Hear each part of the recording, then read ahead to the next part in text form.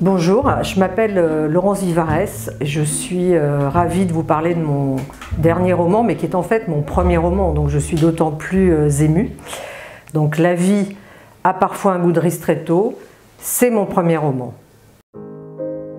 Même si le mot n'est pas forcément souvent prononcé dans le livre, mais en fait il est au centre de tout, puisque notre héroïne Lucie, suite à un chagrin d'amour, revient sur les lieux mêmes du naufrage amoureux pour essayer de comprendre et de retrouver quelque part le goût de l'amour d'elle-même et le goût de la vie. Rencontre, mais rencontre avec un S.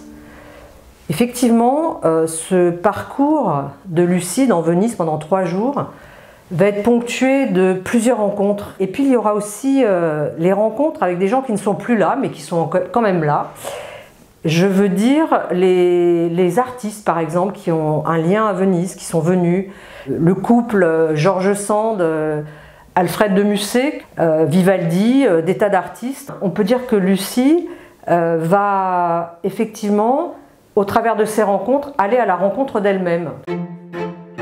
Pour une fois, Lucie n'aura rien prévu, elle va se laisser aller comme ça dans les ruelles, s'ouvrir à l'inconnu comme ça, et quelque part c'est ce qui redonnera un peu de magie, c'est ce qui apportera de la couleur, et c'est vrai que réenchanter c'est ça, c'est mettre de la couleur, mettre de la saveur, retrouver du goût, retrouver des sensations. C'est un voyage dans une Venise qu'on va découvrir avec ses ombres et ses lumières.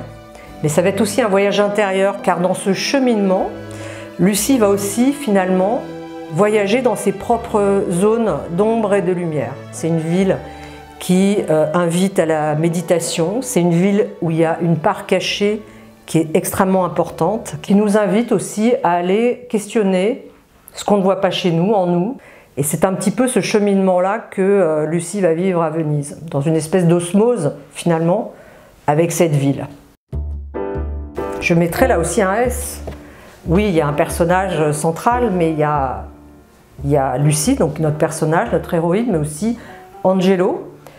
Et ces deux personnages, je les ai vraiment construits d'une manière, on va dire, complémentaire. Donc ces personnages, je les ai conçus comme ça. Il y a plein d'autres personnages. Pour moi, c'est important que chacun apporte une pépite, un message qu'il va délivrer à Lucie et son rôle dans l'histoire. Donc les personnages, c'est important, c'est ce qui nous permet de vivre plusieurs vies.